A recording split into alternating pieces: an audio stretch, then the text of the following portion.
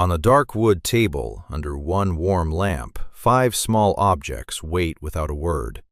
A folded prayer mat, its corner still creased. A single coin set apart from a small stack. A date resting on a plain white plate. A phone, face down, and a folded scrap of paper. Nobody explains them yet. They only catch the lamplight and wait. Muslim practice rests on 5 pillars: faith, daily prayer, charity, fasting, and pilgrimage.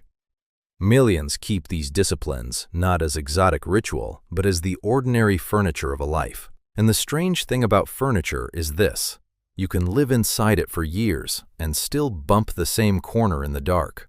So this chapter promises something small. Just 5 honest mistakes a practicing Muslim makes inside the practice itself. 1 in prayer, 1 in charity, 1 in the fast, 1 in the family, and 1 in everyday speech. Each tied to one of these 5 objects.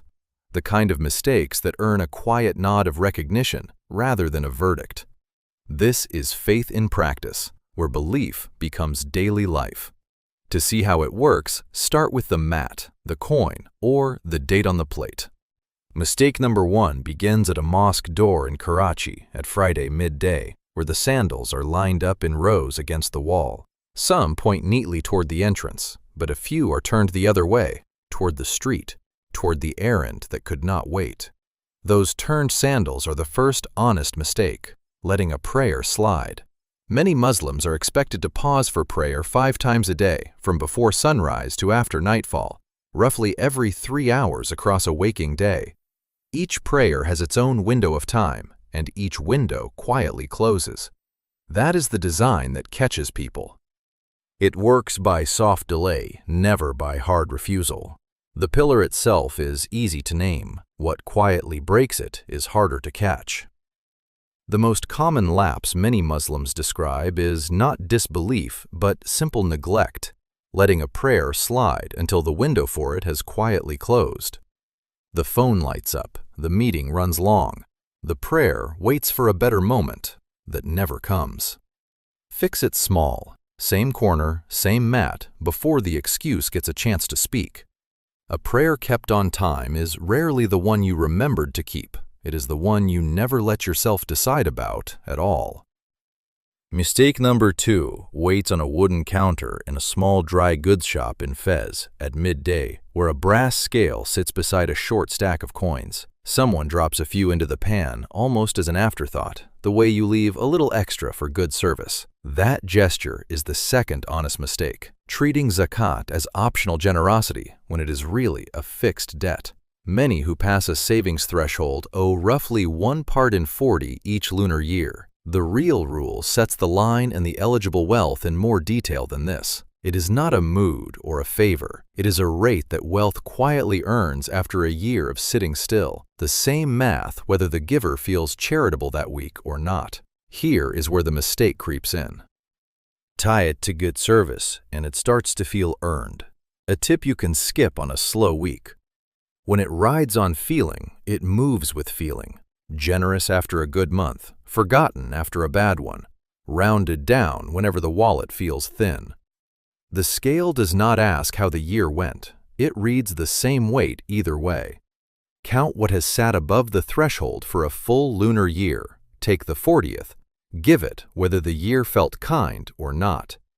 A gift you decide with your heart shrinks in a hard month. A debt you weigh on a scale is still owed when the heart is somewhere else. Number 3 sits on a Jakarta kitchen table before sunset, on a small plate of dates.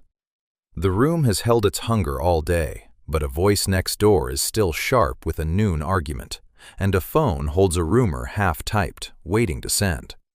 This is the 9th month of the year, and this family has kept its table empty since before dawn, waiting for this one sunset. Because the lunar year runs short, the month drifts 11 days earlier each year. Short winter fasts one decade, long summer ones the next.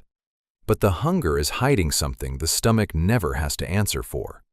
The mistake has nothing to do with food. It is fasting the body, while anger, gossip, and the convenient lie go on as before. The stomach keeps the rule perfectly, while the sharper part of the day goes unwatched. At sunset, the fast is broken with a date and a sip of water.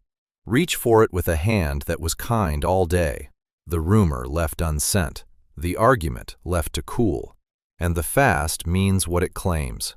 Reach for it after a day of small cruelties, and the mouth has fasted from everything except the one thing it was meant to guard. Mistake number 4 hangs on a shelf in a Detroit living room. A framed photo of grandparents, a thin gray film across the glass. No one dusts it, and no one calls the people in it. That is the 4th honest mistake, letting family duty quietly lapse while the rest of the practice stays polished. Not in a missed prayer or a light scale, somewhere quieter. A Muslim can keep the prayer on time, weigh the zakat, fast the whole month, and still let the smaller obligation drift. Care for parents and kin is widely taught right alongside the pillars, not beneath them, but it keeps no fixed hour, so it slips first. The one that only asks for a phone call gets put off until never.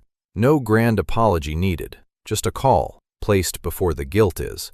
Give the duty a schedule too, the way the prayer and the zakat already have one. A practice can be kept perfectly on paper and still leave the people who taught it standing outside the door, waiting to be let back in. Mistake number 5 stands in a London courtyard after Friday prayer. Someone resets a shawl, then glances to see whose is looser.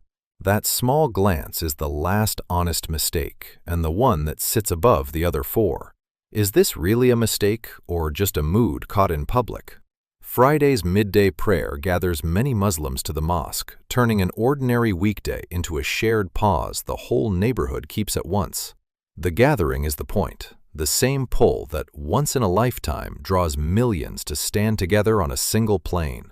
But a weekly crowd hands the eye easy comparisons, a loose shawl, a skipped prayer, and the eye takes them gladly.